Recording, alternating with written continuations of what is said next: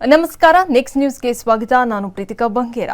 ಮೇಲ್ದರ್ಜೆಯವರು ಪ್ರಶ್ನೆ ಪತ್ರಿಕೆ ತಯಾರುಪಡಿಸೋದ್ರಿಂದ ದಲಿತ ಮಕ್ಕಳು ಫೇಲ್ ಆಗ್ತಾರೆ ಅನ್ನುವ ಹೇಳಿಕೆಯನ್ನ ಕಾಂಗ್ರೆಸ್ ನಾಯಕ ರಾಹುಲ್ ಗಾಂಧಿ ನೀಡಿ ಹೊಸ ವಿವಾದಕ್ಕೆ ಸಿಲುಕಿಕೊಂಡಿದ್ದಾರೆ. ಸ್ಪರ್ಧಾತ್ಮಕ ಪರೀಕ್ಷೆಗಳಲ್ಲಿ ವಂಚಿತ ವರ್ಗಗಳು, ಪರಿಶಿಷ್ಟ ವರ್ಗಗಳು ವಿರುದ್ಧ ತಾರತಮ್ಯ ಮಾಡಲಾಗಿದೆ ಎಂದು ಕಾಂಗ್ರೆಸ್ ನಾಯಕ ರಾಹುಲ್ ಗಾಂಧಿ ಆರೋಪಿಸಿದ್ದಾರೆ. ಈ ವಿಡಿಯೋ ಸೋಷಿಯಲ್ ಮೀಡಿಯಾಗಳಲ್ಲಿ ವೈರಲ್ ಆಗ್ತಿದೆ.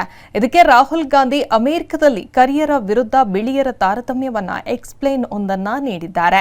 ಈ ವಿಡಿಯೋ ಸೋಷಿಯಲ್ ಮೀಡಿಯಾದಲ್ಲಿ ವಿವಾದ ಹುಟ್ಟುಹಾಕಿದೆ. ರಾಹುಲ್ ಗಾಂಧಿ ಹೇಳಿದ್ದೇನೆಂದ್ರೆ, ಅಮೆರಿಕದಲ್ಲಿ ಒಂದು ದೊಡ್ಡ ಪ್ರಯೋಗ ನಡೆದಿದೆ. ನಮ್ಮಲ್ಲಿ ಐಐಟಿಗಳಿರುವಂತೆ ಅಮೆರಿಕದಲ್ಲಿ ಉನ್ನತ ಪರೀಕ್ಷೆಗಳನ್ನು SAT ಎಂದು ಕರೆಯಲಾಗುತ್ತೆ. ಅಮೆರಿಕದ ಎಲ್ಲ ಬಿಳಿ ನಾಗರಿಕರು ಪರೀಕ್ಷೆಯಲ್ಲಿ ಉತ್ತೀರ್ಣರಾಗ್ತಾರೆ, ಆದರೆ ಕರಿಯರು ವಿಫಲರಾಗ್ತಾರೆ. ಸ್ಪ್ಯಾನಿಷ್ ಮಾತನಾಡುವವರು ಪರೀಕ್ಷೆಯಲ್ಲಿ ಉತ್ತಮ ಅಂಕಗಳನ್ನು ಗಳಿಸಲ್ಲ.